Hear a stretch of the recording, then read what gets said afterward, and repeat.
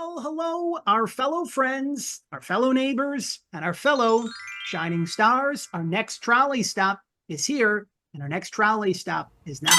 Welcome back to another all-new episode of PR from the Heart's Neighborly Reviews Bookcast. To be precise, we have reached a magical number of 50. That is the 50th trolley stop here at PR from the Heart, here at the Neighborly Reviews Bookcast, as we continue our summer reading season, joined as always by my faithful furry friend and forever companion, little Forrest, who reminds me that he is not only my faithful friend and forever companion in life, but he's also my fellow co-host on the Children's Book Spotlight series. I am John Masiulionis, the manager of PR from the Heart, the co-host of the Neighborly Reviews Bookcast, and the author of the new children's book, Walking Each Other Home, Zachary's Mission, a Hospice for Children. And of course, joining little Forrest and I each and every month, you know him, you love him, you remember him as the beloved Mr. McFeely on the popular long-running children's television program, Mr. Rogers' Neighborhood. We know him and we love him as David Newell. David, I know that you are fresh off the heels of spending some time in the birthplace of our favorite neighbor,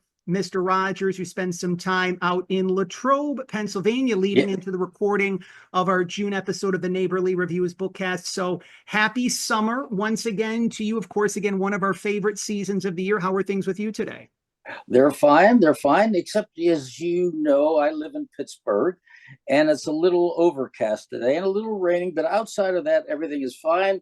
We had a wonderful weekend celebrating Fred Rogers in Latrobe, his hometown, and there were a lot of people turned out, and I was able to meet a lot of the people who grew up with Mr. Rogers' Neighborhood, and that's very rewarding to hear the feedback they have gave me over the years that they watched Mr. Rogers, and that's worth my time. Just hearing all that positive feedback that they liked what we turned out in Mr. Rogers' Neighborhood. I'm so glad to hear that you had a wonderful time, that you had a wonderful experience with our fellow friends and neighbors in Latrobe, just a stone's throw outside of Pittsburgh. Of course, if you are new to the program, if you are new to our neighborhood, what David and I have taken the time to do over the past 4 years, now entering into the 5th year of Neighborly Reviews Bookcast episodes, we take the time to shine a light on the newest children's books that are available from some of our favorite neighbors in the kid-lit community, and we do our part to be able to share a nice, heartfelt review. David, as you like to say, we're not here to be the critical Carls and critical Carlas of the world, so to speak, but to be able to let parents, grandparents, caregivers, educators, and librarians know what is out there in the world of children's literature, both from traditionally published authors and self-published authors, and especially, again, with the summer reading season, we're doing our part to be able to share these resources of care with all of our friends, with all of our neighbors, and of course, with our fellow shining stars, because this is the time of the year where, kids, they do have a little bit more free time because they are out of school. As Alice Cooper once said, school's out for the summer. So we want to do our part to be able to provide lifelines for children so that when it comes time for the back to school season, that they're equally excited to go back to school and they have the opportunity to be able to enjoy some nice heartfelt stories along the way. How did you work in the Bookcast and Alice Cooper? It just comes with like a stream of consciousness, just a stream of flow, stream of consciousness. We, of course, want to give a shout out as well to our friends and neighbors at Reading is Fundamental Pittsburgh. Of course, if you've been with the program since the very beginning, or even more so recently, and if you haven't, Reading is Fundamental Pittsburgh is the Pittsburgh chapter of the largest national non-for-profit children's literacy organization in the country. Reading is Fundamental provides children's books, developmental resources, literacy tools to children that come from low-income families all across the country, and specifically in Pittsburgh. The chapter of Reading is Fundamental Pittsburgh takes the time to do that for our little friends and neighbors out in the Steel City. Last year alone, the team at Reading is Fundamental Pittsburgh delivered more than 100,000 children's books to over 20,000 children in need. We don't want to see the summer slide continue. We want to be able to see more children's books in the hearts and the hands of children, not only in Pittsburgh, but across the country and around the world. So as a little tip of the cap to Reading is Fundamental Pittsburgh and the great work that they do in many respects, keeping the memory and the legacy of alive of Mr. Rogers in their own way, because of course, Fred Rogers was a huge proponent of children taking the time to read and connect with the love and joy of literacy. We encourage all of you to pledge your support as you feel guided to do so for Reading is Fundamental Pittsburgh. You can head on over to their official website, rifpittsburgh.org/donate. As we like to say, no donation is too large, no donation is too small. This can help Reading is Fundamental Pittsburgh continue to do the wonderful work that they're doing, again, for children, for parents, for families, for everyone across Pittsburgh, Pennsylvania. And today on the Bookcast, David, it's really interesting because, of course, we're in the midst of the summer season. We're in the midst of the summer reading season. And of course, during the summertime, you know, we're just a few from when we're recording this episode of the Neighborly Reviews Bookcast, episode number 50 of the Neighborly Reviews Bookcast, to be precise. We're literally just a stone's throw away from the 4th of July. And when we think of the summertime, we think of wanting to have more freedom. You know, oftentimes during the school year, during the holidays, you know, we're always going from point A to point B. If you're a business owner, you can definitely relate to that. If you're a parent, you can relate to that. If you're both a business owner and a parent, you can definitely relate to that. So during the summer is the opportunity when we really give ourselves the permission to breathe more, to experience more freedom. And two of the ways in which we can really feel more alive, not even just during the summer season, but throughout the course of the year, is when we connect to dance, when we connect to the rhythm and the joy of dancing, and we can also connect at the same point in time to nature's rhythm, the eternal joy that is found in nature. So we have two brand new children's books, courtesy of our friends and neighbors at Miriam Laundry Publishing. We're going to be starting off with Ruth Dawn Shevlin's Rebecca's Dream That Wasn't. That's the first book we're going to be sharing on episode number 50 of the Neighborly Reviews Bookcast. And then we're going to be shifting gears into Mary C. Kerins' The Cottage. So we're really looking forward to sharing both of these reads, these empowering reads, with you, our fellow friends, our fellow neighbors, and of course, our fellow shining stars. Before we continue on, of course, one of the many ways that you can pledge your support for the Neighborly Reviews Bookcast, if you haven't had the chance to do so, subscribe to our official YouTube channel. Join the close to 30,000 subscribers for our YouTube channels. We like to refer to them. They are many of the loyal members of the PR from the Heart family. So in addition to subscribing to our official YouTube channel, you can also share this very special trolley stop that you are now enjoying. That is episode number 50 of the Neighborly Reviews Bookcast. To share it with your favorite friend, neighbor, loved one, whatever the case might be, especially if you are doing your part to be able to really experience more freedom this summer, or if you're watching this at some point in time in the future, we can really experience that freedom when it's not the summertime, when it's not before the 4th of July. So, David, I'm really excited because also 50 is a nice round number. I'm not turning 50 just yet. You're actually turning 50 in a couple of months. So and so we're going to be starting off with the trolley always racks up a lot of mileage, especially during the summer. The trolley likes to get some sunshine. So, of course, we always go from San Diego, where we're located here, the PR from the Heart offices and studios. We travel across the country to pick you up in Pittsburgh. And then we head to the beautiful area, not that far from where you're located, just a stone's throw away from Philadelphia, Pennsylvania. And that is where we find Ruth Dawn Shevlin, who has not only written, but also illustrated the brand new children's book, Rebecca's Dream That Wasn't. So let's start at the top, the forefront, and the onset, David, and crack the cover and dive into the pages of Rebecca's Dream That Wasn't, written and illustrated by Ruth Dawn Shevlin. Okay, well, I have to put on my Bookcast glasses so I can read my notes. Got the and trusted as notes? you said, it's Rebecca's Dream That Wasn't. Well, Ruth dedicates her book to her parents, who encouraged her creative explorations, and to her two daughters, Amy and Samara, who Rebecca says inspire her every day. And to Mrs. Garrett. And Mrs. Garrett was Ruth's first dance teacher, and to little dancers everywhere, she dedicates the book. And she says, this is interesting. Dancing is how your body sings. Well, Ruth says that Rebecca's story is my story. In other words, Rebecca in the book is really Ruth. Stage fright is common for many performers.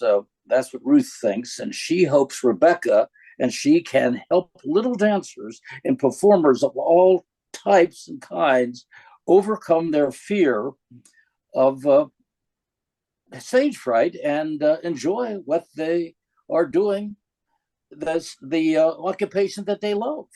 So, excuse my notes.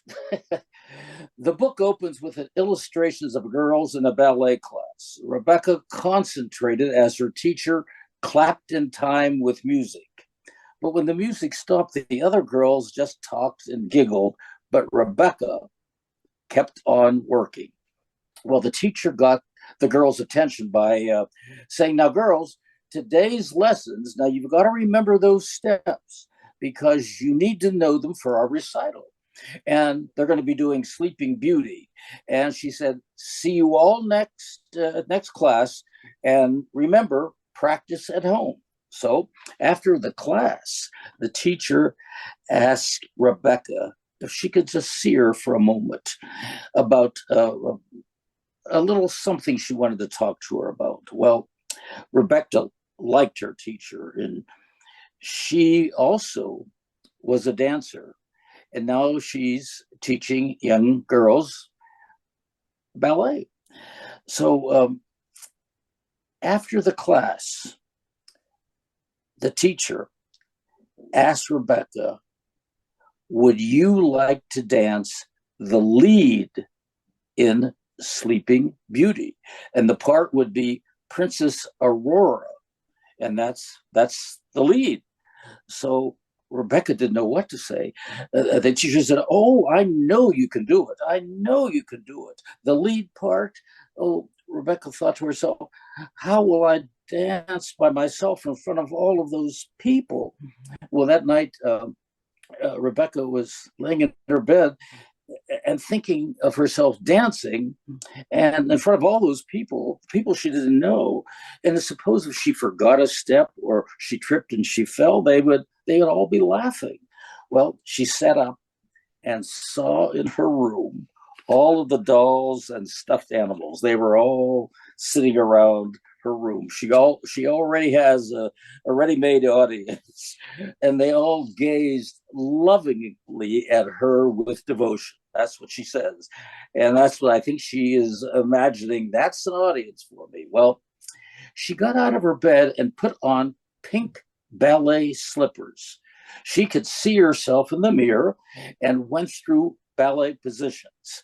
Now, in the book, it shows different positions of ballet. Now, I'm not an expert in ballet, but I do know the first position is called a plie. That's correct. And then tendu. I think that is how you say this, the second position. And then she heard applause. And her dolls and stuffed animals were all clapping for her because she was practicing her steps. And she couldn't stop smiling. Well, the music faded and Rebecca did her best curtsy. And the audience stood and cheered. Bravo, bravo. And the teddy bear presented her with roses. Very apropos. As Rebecca looked up, the clapping stopped, and the dolls and the toys were silent. She closed her eyes and sank into bed. Suddenly, she felt mysteriously tired. Well, the morning light woke her up, and she looked around the room and found all of her dolls and toys in place. But something seemed strange to Rebecca. As she got out of her bed, she saw that she had on her ballet slippers, and they seemed to be worn down to a sheer cloth. She's been using them and tried to remember what happened that night. Then she saw a rose on the floor, and she held her slippers and the rose, and she remembered everything.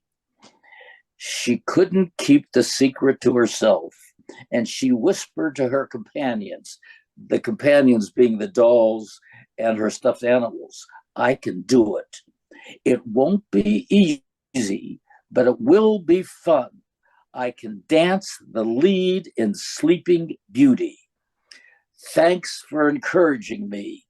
You believed in me when I doubted myself. And that's what she told her companions, which are the dolls and the stuffed animals.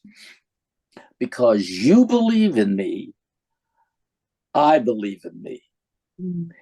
And the last illustration shows Rebecca dancing into the brisk morning air, coming out of her house, and her friends are looking out the window. Now, the friends, again, being the dolls and the stuffed animals, they're looking out the window and clapping and cheering for Rebecca. And she is probably on her way to do some rehearsing for dancing the lead in the Sleeping Beauty.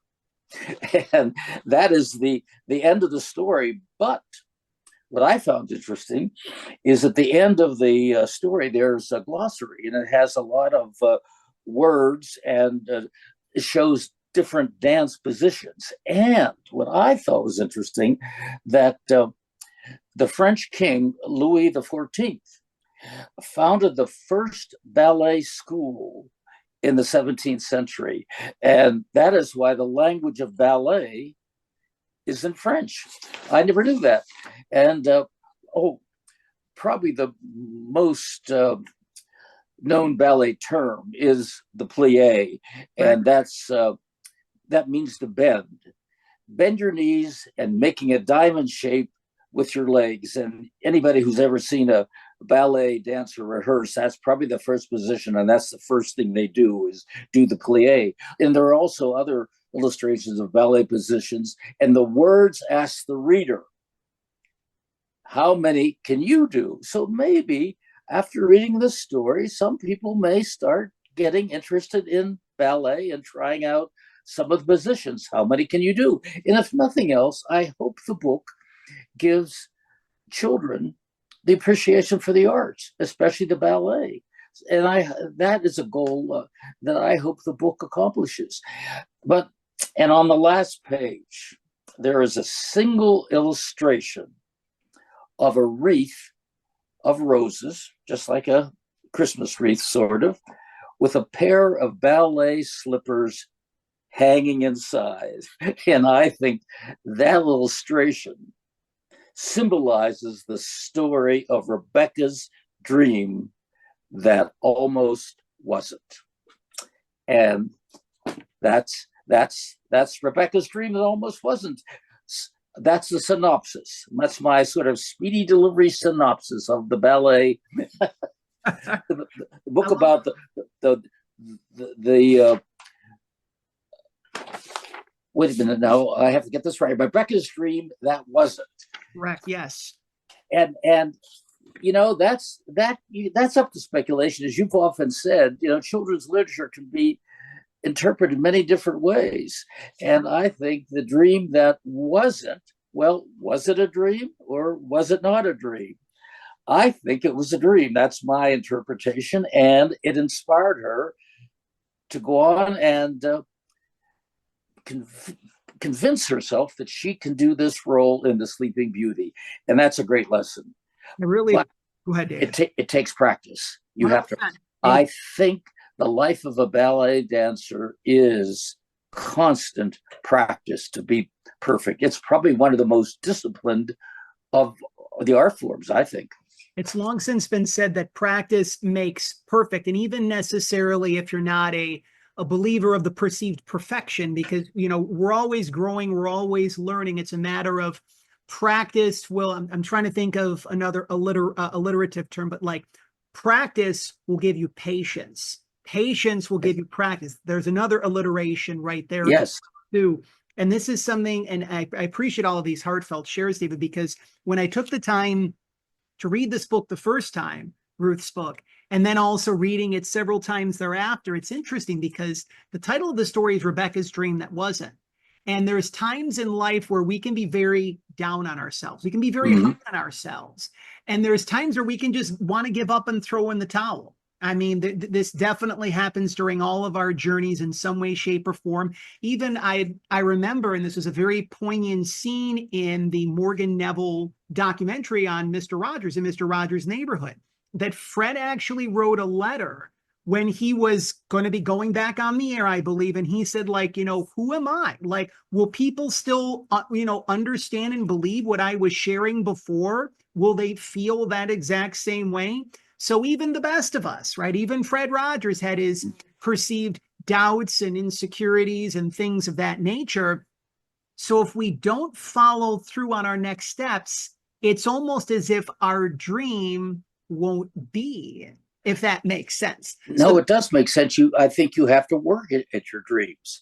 It's, Fred Rogers wrote a song called "If You Want to Ride a Bicycle and Ride it Straight and Tall, You Simply Got to Do It because it won't move at all." yep, I think I'm almost right on the words, but then it says you've got to do it. That's the name of the song. And that's what he's saying to children is, if you want to do something, like ride a bicycle, you've got to do it. You've got to practice. It's the same way with the piano and same way with the musical instrument. Practice, as you said, makes perfect. Oh, there's that funny saying, what's the best way to get to Carnegie Hall? Have you ever heard that? haven't heard that one. No. What are the three best ways to get to Carnegie Hall? The first is practice, the second is practice, and the third is practice. That, And that is a good that's a good motto to follow, I think, if you want to do something and do it well. I agree 100%. And this is something that especially parents and just really anyone, even if, let's say, you are the caregiver of a child, or if you're an educator, just as human beings, we can all get down on ourselves. And remember, kids will mirror what they see from us. So if they see Yes. throwing in the towel and giving up on our dreams, they're going to be likely to follow suit. And we want to create not even just the next generation of change makers, but we really want to create the next generation of self-actualizers. Those children that will say, I want to do this when I grow up. I want to be this. I want to do this. One of the things that I really loved as well, too, because, growing up, I kind of had my own insecurities. And every once in a while, I can, we're all human, as I mentioned, David. But I remember growing up, there would be two things that I would do. And one, sometimes I would find a lot of comfort in talking to myself, almost kind of like, like you're self-soothing yourself.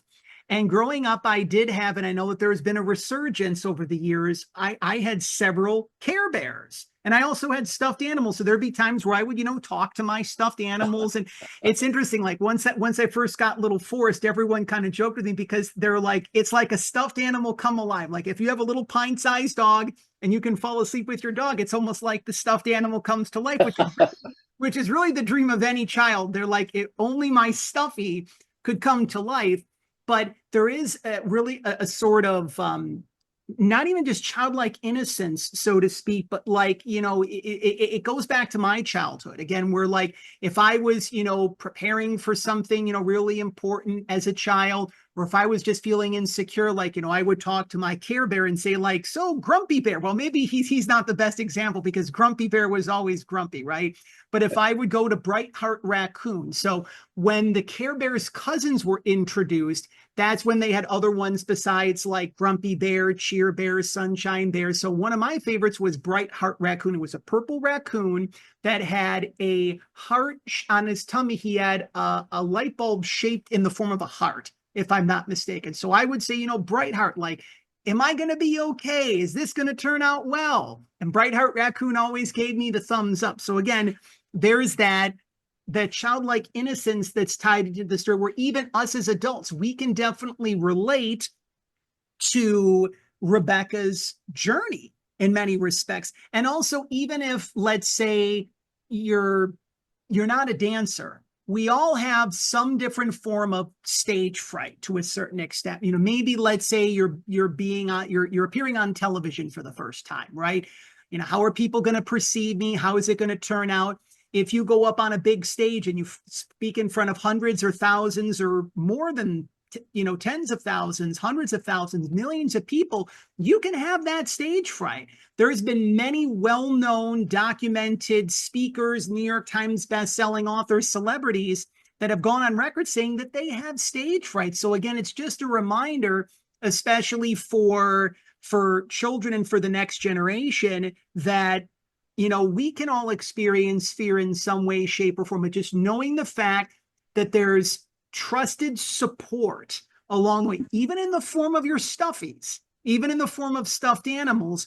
And the story obviously ends on a very empowering note. There really is a courageous anthem, especially as you shared towards the end of the story, that her friends remained silent. They did not move, hence the stuffies. But Rebecca knew, thank you for cheering me on when I doubted myself, because you believe in me. I believe in me too.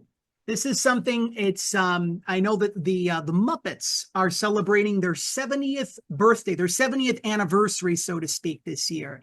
There was an episode, and I'll have to send you this video so you can watch it and enjoy it. But there was an episode of The Muppet Show where the beloved Broadway singer and actress Bernadette Peters had a little duet with Robin, who's Kermit the Frog's nephew. And the song goes something to like, Robin's a little bit down on himself. And the whole premise of the song, I think it's called Believe in You. So it goes something, and I'll have to paraphrase it like, I wish I kind of knew the song, the whole lyrics right now, but like it basically mentions the fact that if there is more than one person who believes in you, even if it's just one person who believes in you, then you can believe in you too. Yeah. And it's literally one of my go-to songs if I'm experiencing any form of self-doubt, insecurity, worry, fear, whatever the case might be. That is literally on my go-to playlist, so to speak. So there's so many messages within the message of Rebecca's dream that wasn't. And you also, we've talked about on, previous 49 episodes of the Neighborly Reviews Bookcast. You're right. You can line up 10 different children, 10 different parents, and they can read the same book, and you'll get different interpretations. And this is one of the reasons why I love doing the Neighborly Reviews Bookcast with you, David, because just the excitement, like here we are, we're talking about a children's book, right? And there's just so many different things that just come from the story. The last thing that I wanted to mention as well is the fact that Rebecca's both, as I mentioned before, both an author and an illustrator. And so in the process, Ruth is really reminding us how the fact that you can do more than one thing. Like oftentimes in life, we might want to identify ourselves just as one thing. A person who is an accountant, they're just an accountant, and that's who their identity is. We all have creativity. We all have skills and gifts, talents, and it's a matter of reminding kids that they can tap into those skills and gifts and talents over the course of their lives as well, too. I was just thinking, too, that not every person who takes ballet lessons and practices and practices and practices, or a singer and practices or whatever, they're not necessarily going to be another Nureyev. There's only one genius like that. But at the same time, he's got that God-given genius, but he practiced and practiced and practiced. And there was a famous acting couple whose names were the Lunts, Alfred Lunt, Lynn Fontanne, and they were famous in the 30s, and they were perfectionists in their acting. And the very last day of a performance, it was closing the next day after they had run for about 2 years with the play, they rehearsed. They rehearsed right before the last performance. And that shows a respect for their art and a respect for the audience, too. And I think Ruth is saying a lot of that. I think she's saying, do what you love to do. And certainly Rebecca loved dancing. And it's just such a good story. And I hope it is. I hope our conversation here inspires people to go out and buy the book or go to the library and read it to young children, because we need more inspiration coming into the arts now more than ever, I think. So, but that's just me. My first introduction to the arts was my grandfather. He took me to a play when I was 8 years old, and I loved the theater and performing arts ever since. And I think being introduced to something when you're young, as learning a language when you're young, you really you catch it. But I'm so thankful for my grandfather. And this reminded me a lot of my grandfather too, as I was reading it, some of the things that we talked about when we would see a show. Anyhow, I'll get off my soapbox now. This is no, David, I'm really glad that you were sharing and articulating things even further, because we all have different dreams through the course of our life. And especially, I think this is the last thing that I wanted to share my thoughts on as well, to complement what you've shared, is the fact that in a day and age in which it's very easy to turn on the TV or go on social media, and there's a lot of fear-based projection that's happening in the world. And there's a lot of people, not to say the world wants us to believe that we can achieve our dreams, but the collective thing is that, it's going to take, it's true. It's going to take a lot of work for your dream to come true, but it's really important. Like, we all have skills and gifts and talents. We all have light to bring into the world. And especially like in a time in which, again, if you're watching this episode of the Neighborly Reviews Bookcast in real time, there's a lot of things happening tied into the world of education, between the National Department of Education,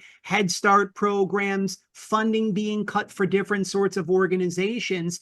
Children's books are a lifeline now more than ever before. So this is why, again, like, we are encouraging all of those aspiring writers, or aspiring authors, I should say, who are writers, who said, I've got a book in me. Right. I remember I said that for so many years, and I have people that would tell me, John, you've been doing PR publicity work for X number of years, now entering in my 12th year of serving children's authors across the country and around the world. But finally, I had to just do it, David. And that's where Walking Each Other Home, Zachary's mission, a hospice for children, finally took form and shape. Again, we encourage you, our listeners and viewers, our friends and neighbors, and of course, our fellow shining stars, to head on over to Amazon.com if that's your preferred online vehicle of your choosing. You can leave a 5-star review for Ruth Don Shevlin's Rebecca's Dream, that was, and again, published by Miriam Laundry Publishing. Again, one of the many ways you can pledge your support for Ruth is by leaving that 5-star review, because that lets her know that she's doing wonderful and much needed work for children, parents, families, educators, and as we like to say here on the program,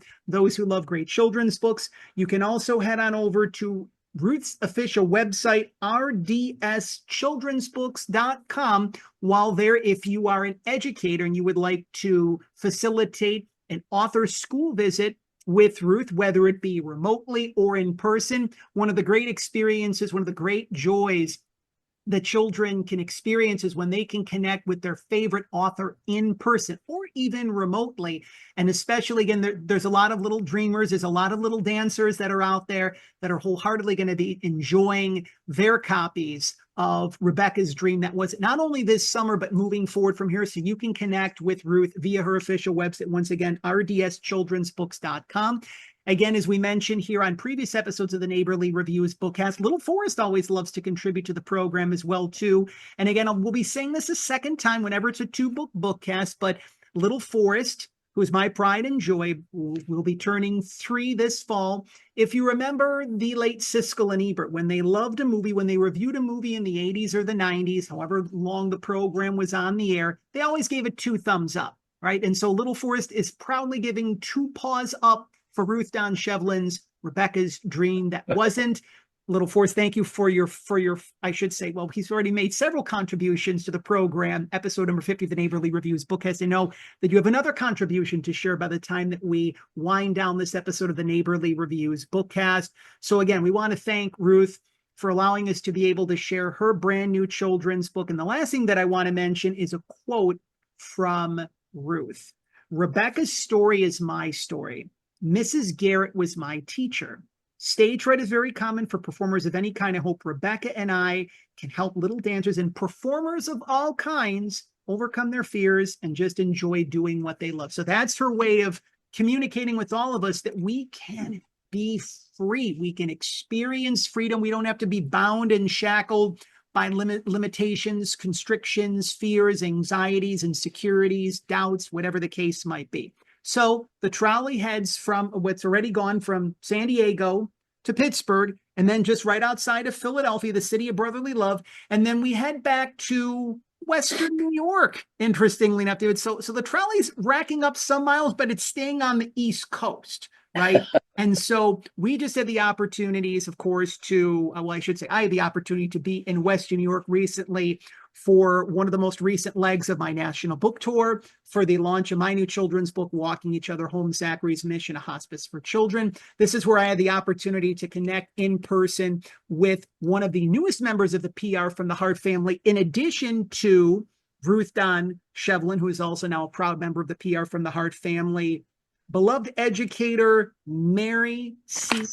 Kerins, who's actually been, she's a former school principal in Niagara Falls, has been in the educational system for 25 years, if I'm not mistaken. It's, anytime educators are able to contribute in terms of that length and duration, however they are serving, whether it be as a school principal, whether it be as a school counselor, whether it be as a teacher, whether it be as a librarian, whether it be some sort of a teacher's assistant, that really is they are gifts to not only the world of education, but they're the gifts to children that keep on giving. And Mary has penned her brand new children's book, The Cottage, which is also published by Miriam Laundry Publishing. And especially, David, one of the things that I love about this story, and I won't give away too much, but especially during the summertime, and even just at any given point in time of the year, every one of us has our own safe space, our own sacred place, so to speak. And for us, it could be simply someplace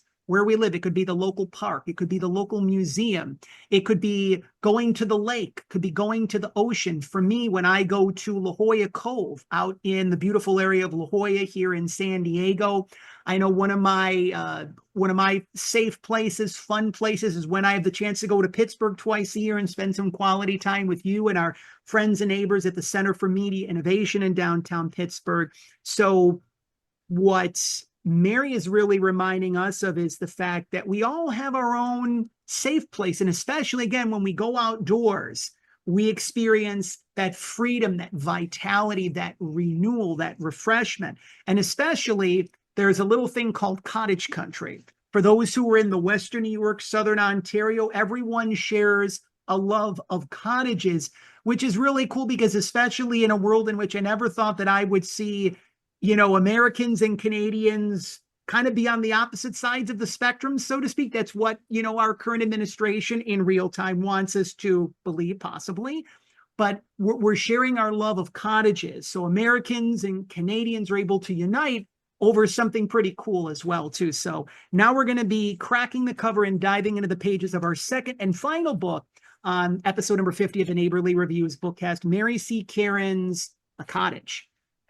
The Cottage, right, by Mary Kerins. Well, she dedicates her book to her grandchildren, that she is grateful for the precious memories her family shares together. The family is one of life's true treasures. And I think this is sort of a theme that runs through her book.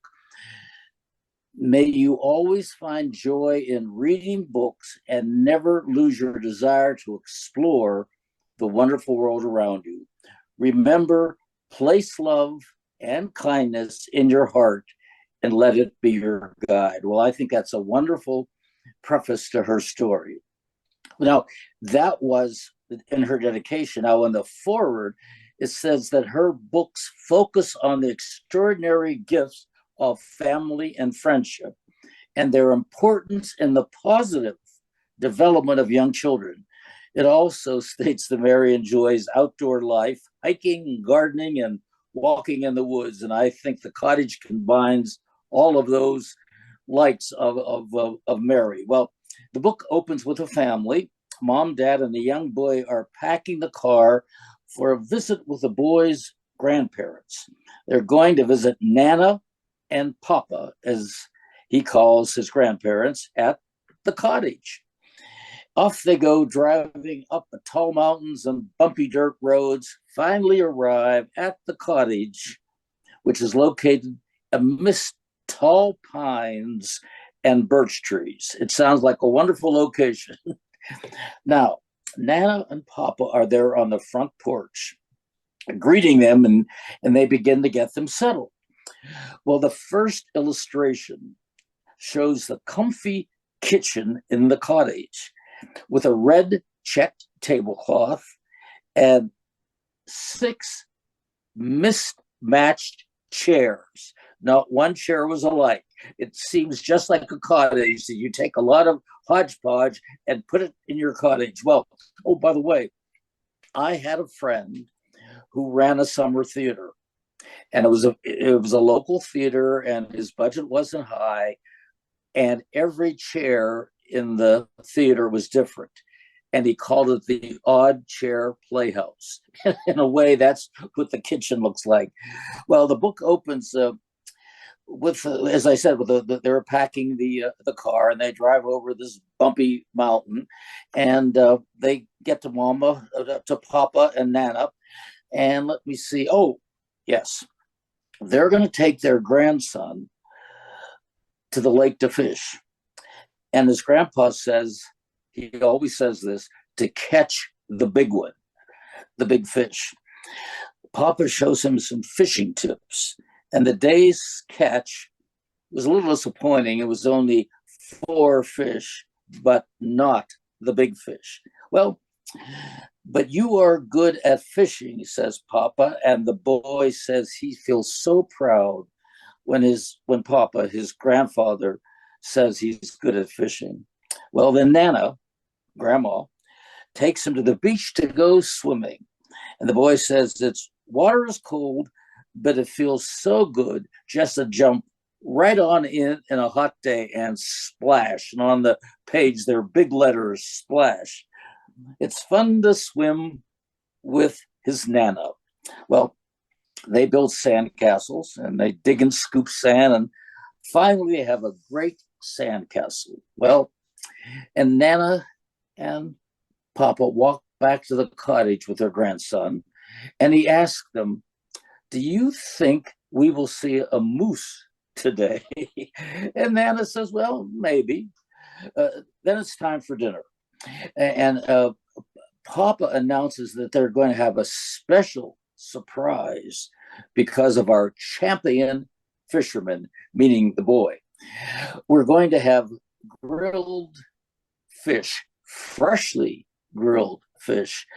And then there's an illustration of the boy grinning proudly, looking at the fish on the grill, not the big one, but the small ones he caught. He's providing the dinner, and he feels very proud about that. Well, after dinner, Nana and the boy look for some firewood so Papa, Grandpa, can make a campfire. And on the next page, there's an illustration of Nana and the boy walking off to gather firewood. Well, as they're walking away to gather firewood, they're walking away, and behind them, a moose crosses behind them. They don't see it because they're walking away, and they didn't notice the moose ambling behind them, crossing behind them, not following them, but just crossing behind them. While in the woods, the boy asks again, do you think we'll see a moose? And maybe, says Nana.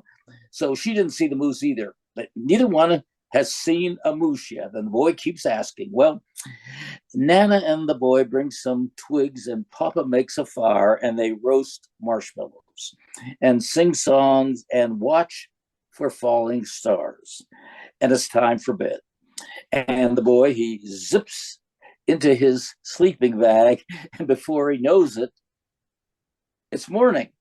Morning has arrived, and Nana is already awake, and she's doing chores. It looks like she's making some breakfast and getting things ready, because they're nearing the last day of their time at the cottage. Now, this might be a short visit to the cottage, but anyhow, they're nearing their last day, and everyone is helping to close the cottage up, and they're packing dishes away and sweeping the floor and locking windows.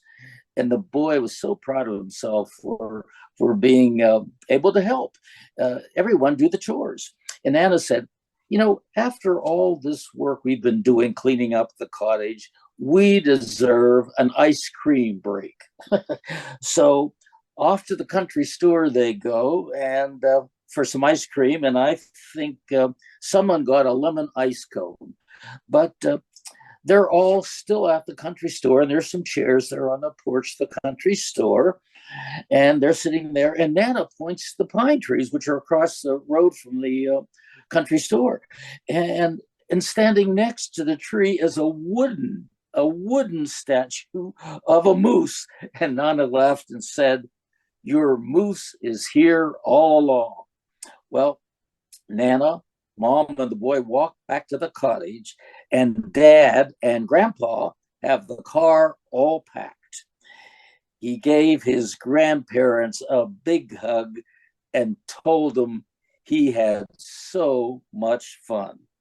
And on the next to the last page, the illustration shows the family in their car driving down the country road when all of a sudden a moose jumps across the road, and the illustration shows the moose just jumping across the road right in front of their car. And the boy shouts, "It's a moose! It's a moose! I have seen a moose." And on the last page, the illustration shows the boy asleep and dreaming about next summer. And in his dream, he is saying, maybe next summer I will catch the big one. Now, that could mean the big one could be a big fish, or maybe catch another sight of a moose. Who knows? You have to make up your mind, but something tells me I think it might be the fish. That was my interpretation. Oh, Mary, and I think you said earlier that Mary did the writing, but here the illustrator is Luna Stella D. That is correct. And that's interesting too. Stella by Starlight, that's a song, and that sort of fits in. And Luna is another name for the moon. That is correct. I believe. So the names sort of fit into the story. Oh, and what I liked about the little notation in the front of the book, portions of every book sold are donated to the Michael J. Fox Foundation for Parkinson's Research. And I can congratulate everyone for doing that. That's a wonderful, wonderful way to provide literature. And in turn, it's helping others too when you buy the book. That's true. So that is my report on the cottage. That is your book report. That was my book report. It's your summer reading season book report on Mary C. Kerins The Cottage. And David, again, thank you for your heartfelt shares, especially for Mary Kerins The Cottage. There's several takeaways for me, in addition to what it is that I had shared previously, is the fact that, again, as I alluded to previously, during the summertime, we have the opportunity, like there's the long summer nights, the days are longer, so we can experience being out in nature more. There is that freedom. There is that external freedom that we have being outside, being in nature, or you could classify it as the internal freedom. One of my favorite expressions that both, whenever I communicate with Mary, we always talk about the phrase disconnect to reconnect. And oftentimes, like, we need to put this down and we need to go outside, because that's really where the reconnection happens. So we have to disconnect from our digital devices, whether it be iPads or phones or laptops or televisions or whatever the case might be, to detach from our screens, to disconnect from our screens, reconnect with nature, and then we feel more recharged, more replenished, more rejuvenated, and things along the lines of that. I also love, especially because during the summertime, we have the opportunity to spend time, even more so, with family, friends, loved ones. I know that just recently with my good friend Bob out here in San Diego, one of the things I look forward to is the Lebanese festival, which takes place at the beginning of every summer. I think it's like around the end of May, if I'm not mistaken. And then just recently, we had the opportunities to spend some quality time at the Greek festival out here in San Diego, right? So being able to, even though it's not necessarily being in nature per se, it's connecting with music, it's getting outdoors, but there is something that is really special that when you are out in nature, when you're out in the forest, when you're out walking on, a nature preserve, or even if you're just by a nearby lake or an ocean, if you're at the beach, there's something very soothing, calming, and reassuring about that. Of course, the story itself chronicles, again, the opportunity to be able to connect with our grandparents. Now, obviously, you having several grandchildren on your end of things, know that you love spending quality time with them. And that reminds me, because again, growing up, especially during the summer, that's when I would go over to my grandmother's and grandfather's house in Sloan, fittingly enough, in Western New York. And, we would be able to take the 4-H bus across the street to where the Thruway Mall technically now used to be, so to speak. But again, we had the opportunity to have those, to create those treasured memories and moments with our grandparents, or again, if it's just where you're spending time with friends by the campfire as well, especially since it was just recently graduation season. There's a lot of graduates that are out there, whether it be those that are celebrating graduations from 8th grade, from high school, from college, from grad school, and they're taking some time to celebrate right now, to celebrate their accomplishments. That's one of the things, again, that we can really connect with during the course of the summer. Of course, during the summer as well, when the temperatures are warm, you want to have something, a nice cool treat, a nice sweet treat, so to speak. So whether it be lemon ice or ice cream or popsicles, things of that nature. I remember, David, I don't know if you remember this, but being a huge wrestling fan that I was back in the day, and the host of the former wrestling radio show that I was the founder of and I hosted for over 10 years, the award-winning Monday Night Mayhem, the WWF had WWF ice cream bars.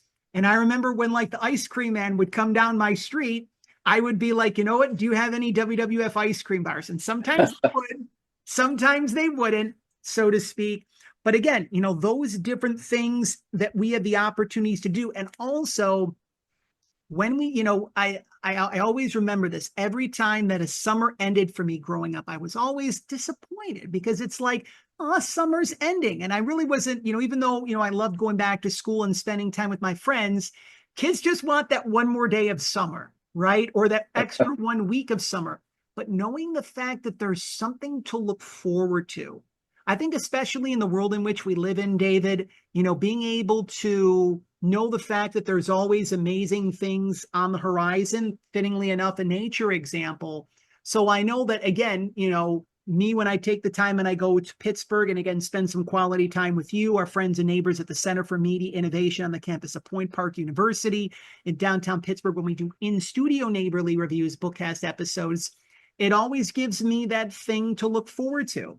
So again, especially at the end of the story, again, the little one in the story, I believe it's the very last page, that night I fell asleep and dream about next summer.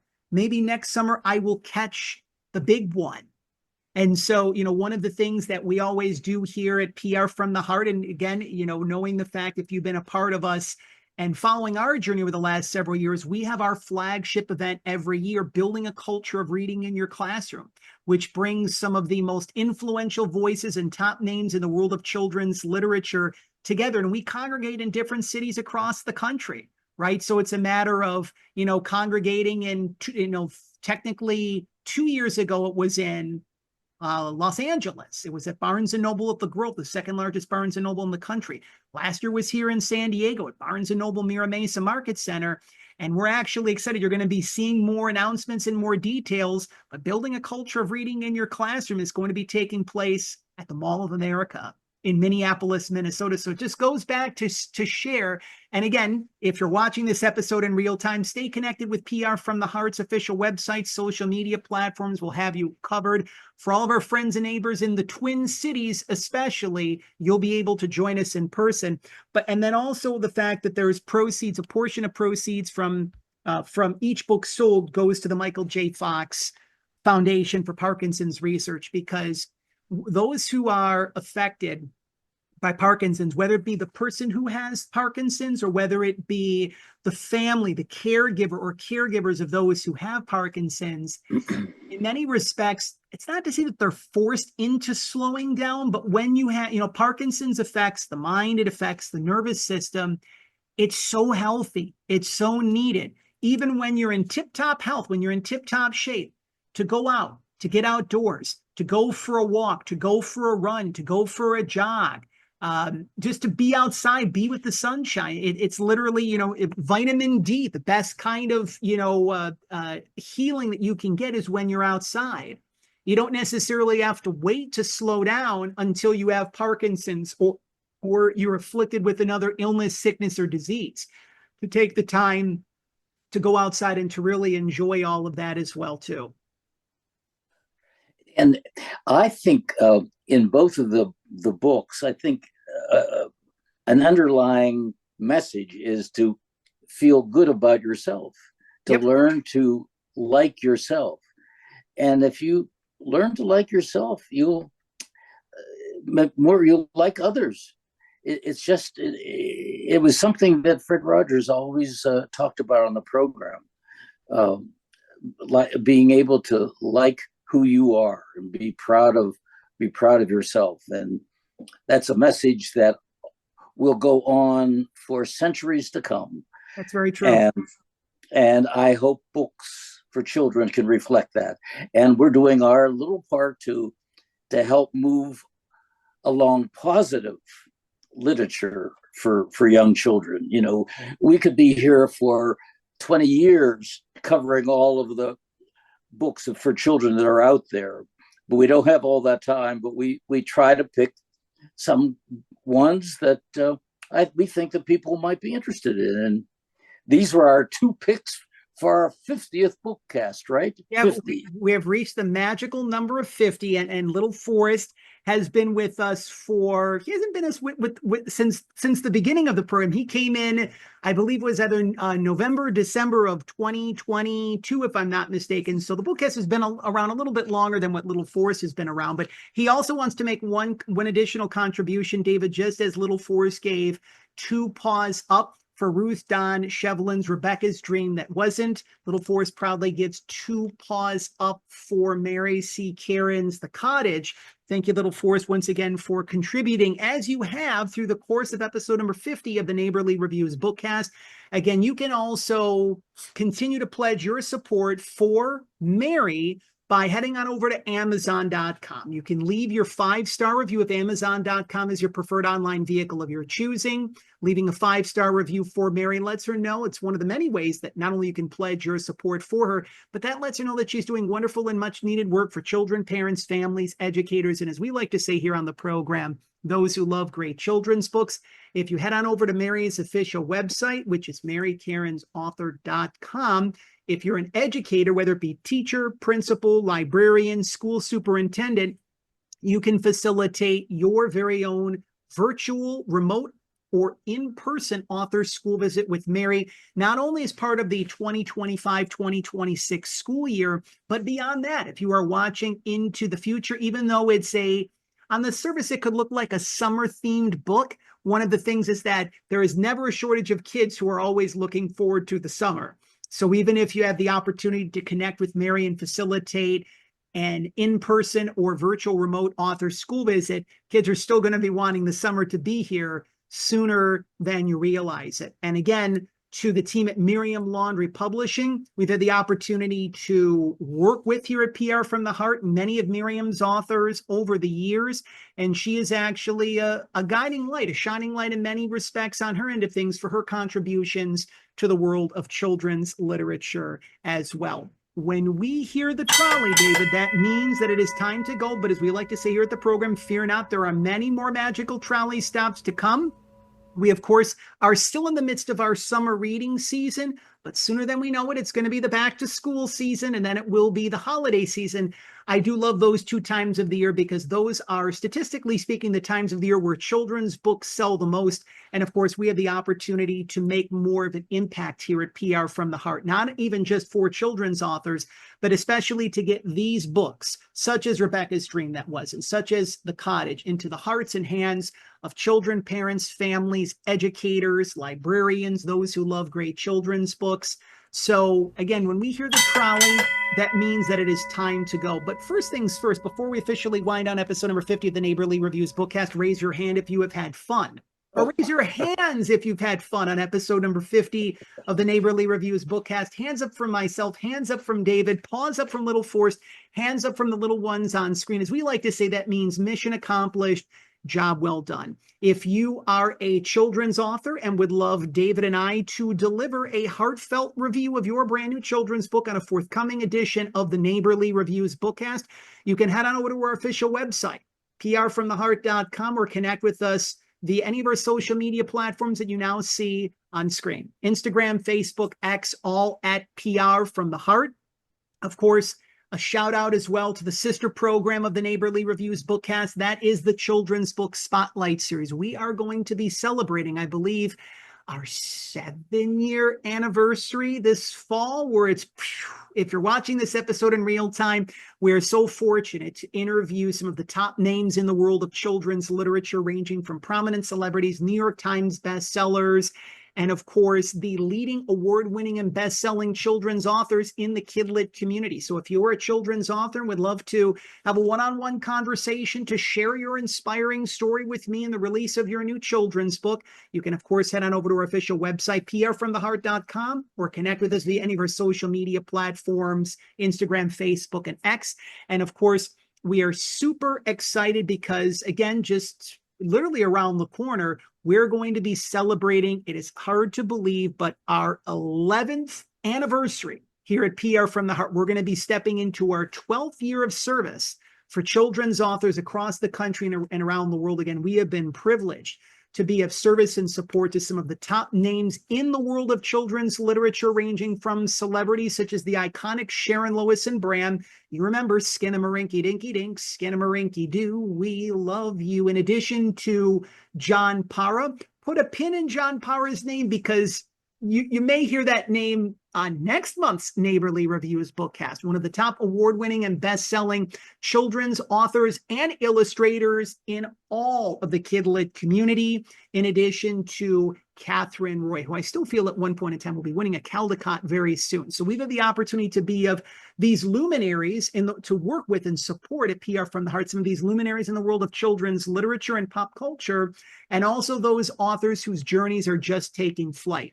So if you are a children's author, whether it be traditionally published or self-published, and you are looking for dedicated PR publicity support leading into the back to school season, leading into the holiday season and beyond, into 2026 and beyond, you can, of course, head on over to our official website, prfromtheheart.com, schedule your courtesy connection call. Let us see how we can be of service to you here at PR from the Heart. And of course, if you missed episode number 48, that's just 2 trolley stops ago, that was our 4-year anniversary celebration where David and I had the opportunity to not only share and review Dr. Schaefer Stedrin's The Boy in His Brightly Colored Blocks, but we had the opportunity to interview in person, in studio at the Center for Media Innovation on the campus of Point Park University in downtown Pittsburgh. We had the opportunity to meet, interview, review Dr. Schaefer's book, and also the roles were reversed a little bit because you had the opportunity to interview me, and we cracked the cover and dove into the pages of Walking Each Other Home, Zachary's Mission, a Hospice for Children. So the 4-year anniversary celebration of the Neighborly Reviews Bookcast, it is now available in case you missed it. Again, a portion of proceeds of Walking Each Other Home, Zachary's Mission, a Hospice for Children will go towards the eventual creation and opening of a children's hospice right here in San Diego. So just as Rebecca has her dream in many respects, I have my own. That is one of the reasons why I brought Walking Each Other Home, Zachary's Mission, a Hospice to Life.